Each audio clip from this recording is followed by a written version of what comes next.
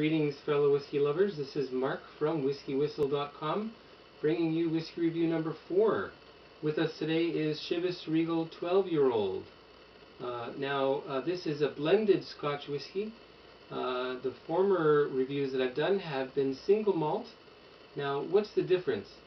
Single malt whiskey, single malt Scotch whiskey, well, it must come from a single distillery. That's why they use the word single. And it must be made from barley malt, hence malt, single malt.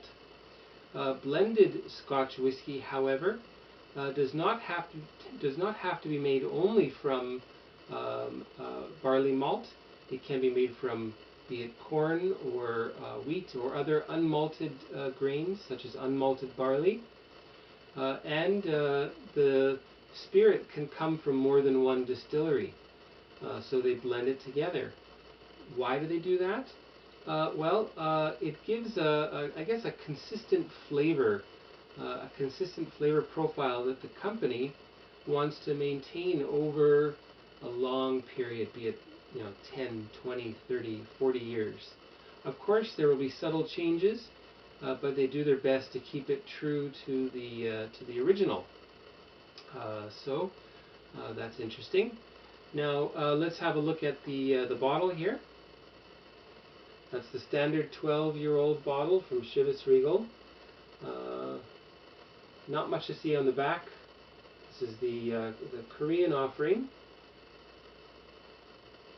Anyway, let's read the label. At the top here it says premium whiskey. It is good quality. Established 1801. We'll talk more about that later. Chivas Brothers Ltd, Keith, Scotland. That's where the distillery is located, in the town of Keith, which is in Moray, which is part of the Speyside region, the Speyside whiskey region. Founded 1801, Prince of Whiskies.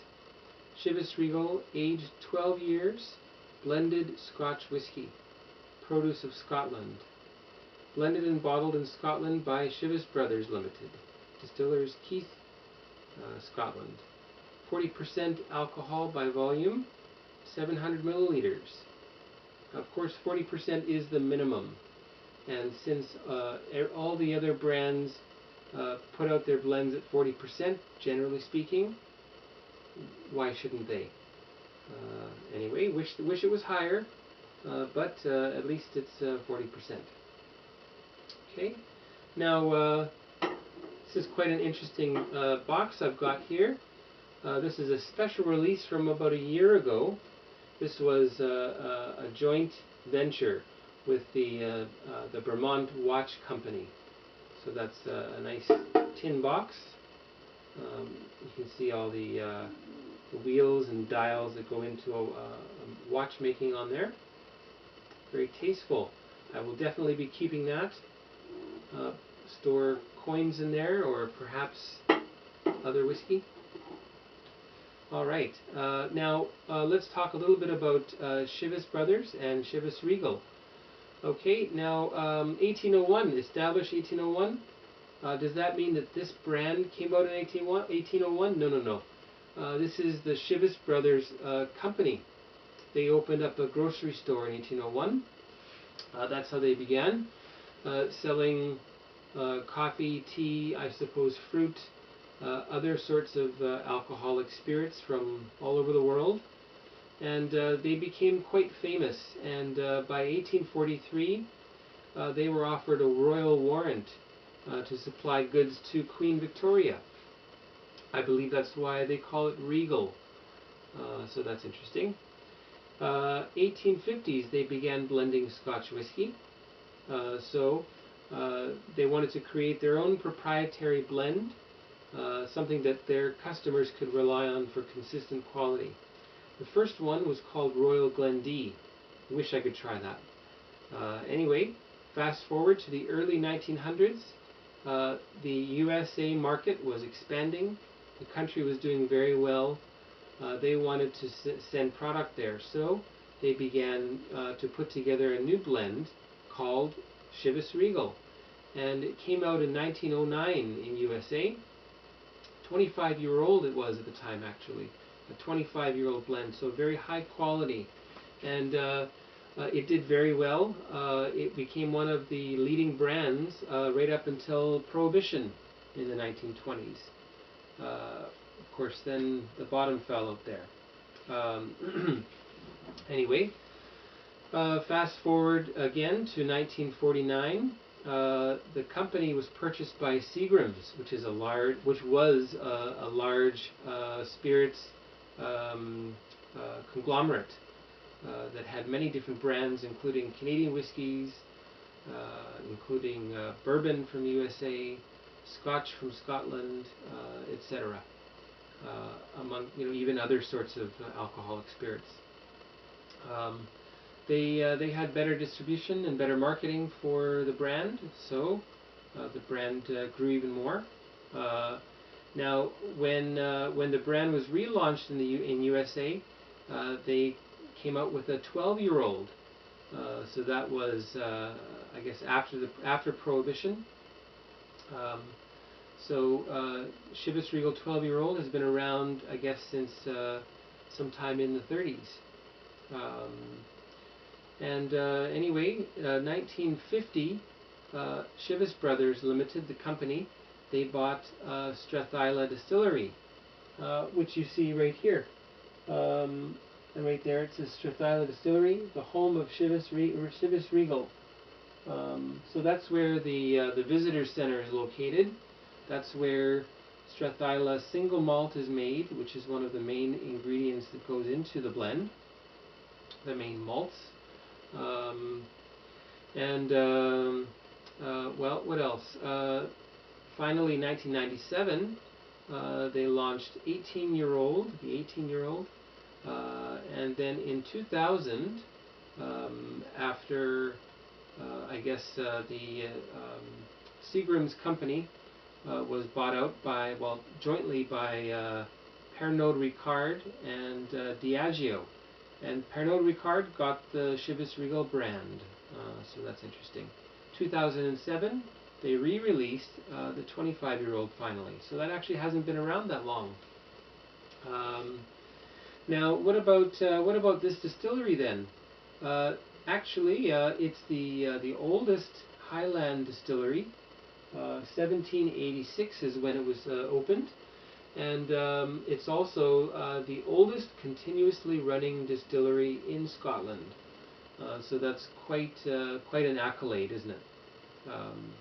Other single malt distilleries have closed and opened depending on the economic climate of the time, but they managed to keep it open throughout. Probably part and parcel because of the Chivas Brothers. The Strathisla single malt, which I have not tasted, I do hope to. I have seen it here, so hopefully that'll come up in the near future here on WhiskyWhistle. But anyway, apparently it's a very sweetly flavored single malt. I shouldn't say flavored, it's not flavored. That's the natural flavor from the distillery. So it comes out of the stills and it's just sweeter than other single malts for reasons of provenance. Where it is, the air, the water, the shape of the still, the grain that they're malting, and the production methods. Somehow it comes out sweet. And that's what gives Chivas Regal its fantastic flavor. Anyway, less talk and more tasting. So let's have a taste of that. And of course I have an already poured glass here that's been sitting for about 15 or 20 minutes. So we'll see how that compares. Now, blended Scotch whiskies, generally they do use color. So this most likely does have the caramel E150A that the industry is addicted to. It's not heavily colored, but it is certainly right at about that amber, or maybe amber +1 color level. It is also definitely chill filtered. And well, you know, this is what it is. It's a 40% 40% blended malt. Not a blended malt. 40% by alcohol by volume, blended Scotch whiskey, and it is chill filtered, and that's okay because we know what we're getting. Anyway, so looks a little bit lighter in the glass actually than the bottle. Could be just the lighting here. Let's see how that smells. You get a bit of an alcohol waft. You should give it some time, however. And it is quite sweet. And I can definitely tell it's a blend. So there's no mistaking blends versus single malt. So I can smell the grain whiskey in there. But also it is quite nice.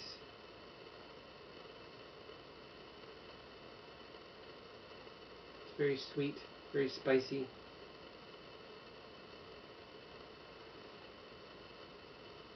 Slightly peppery. And oddly enough, I find since I opened it and since I've tasted it a couple of times, I'm tasting some milk chocolate. Smelling it too, I should say. So on the nose, a little bit of milk chocolate. Vanilla, of course. Not so fruity. Some cinnamon. Anyway, let's see how it tastes.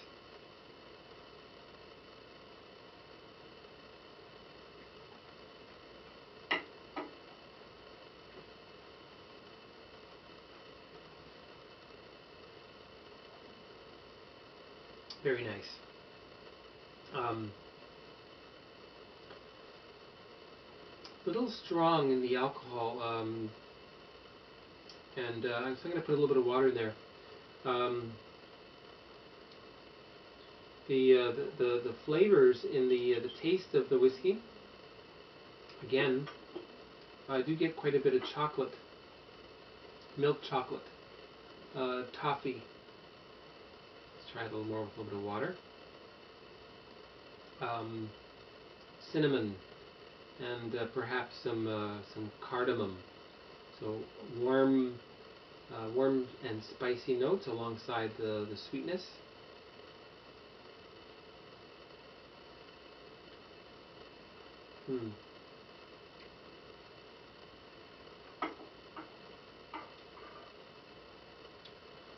Does well with just a little bit of water. Don't put too much in there.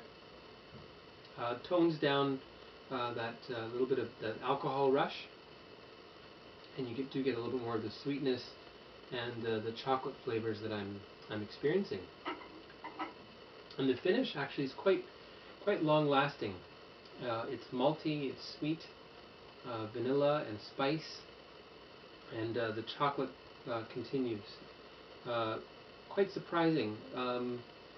Chocolate does appear in a lot of whiskeys. It's not always easy to detect, but this is unmistakable.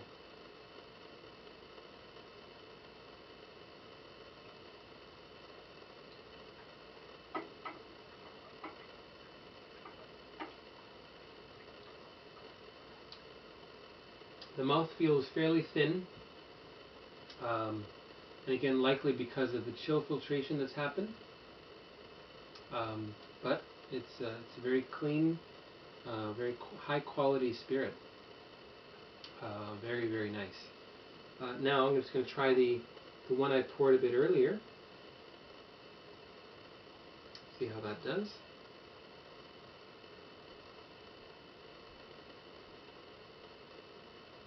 It's interesting, with a bit of time, the grainy notes have dissipated quite a bit. So interesting. Worth taking your time with this one. Yeah, and the vanilla bean. and vanilla custard is really coming through. A little less chocolate now. Still there though.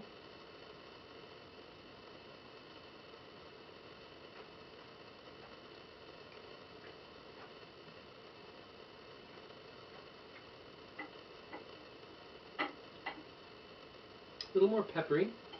Again, needs a little bit of water.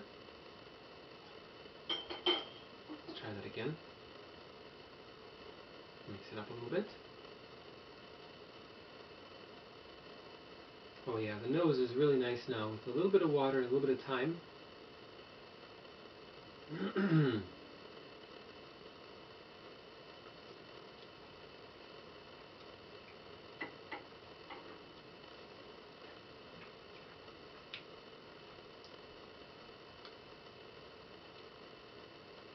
And it's become a little bit drier too. The chocolate's there, cinnamon, caramel, very nice. So, Chivas Regal 12-year-old. Now, you can't really compare with a single malt, so it's not right to really give it a mark and just leave it at that. So let's give it a blend mark, and lots of other whiskey reviewers do the same thing. So as a blend, for a blended Scotch whiskey, I'm going to give this 88 out of 100. And again, I'm very happy with the quality of the spirit. Pernod Ricard, the owners of the brand are doing a very good job. Now, I really like their ad campaign that they've been running since about 2008, I think. Chivas, live with chivalry. A little bit macho, but there's nothing wrong with a little bit of machismo, is there? And the gentleman in the picture, this is Colin Scott, Mr. Colin Scott. He is the master blender for the Chivas Regal brand. Again, thank you very much, sir, for your great work. Now, before I let you go, I do want to throw a little bit of ice in here, because that's how most people would drink it. Let me just get it real quick.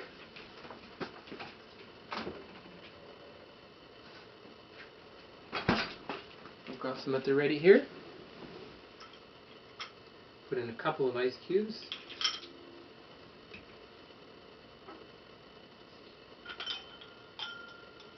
Now, this is definitely something I very rarely do. And I would never do this with a single malt, unless I was in a very hot country, you know, like Pakistan or somewhere.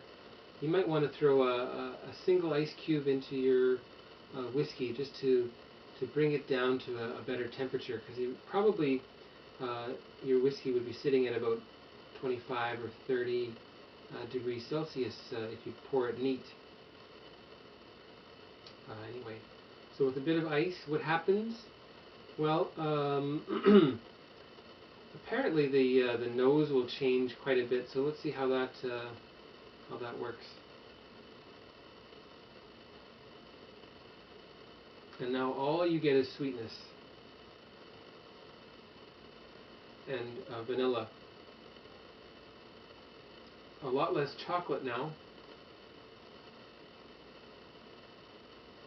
And a little bit of something fruity in there.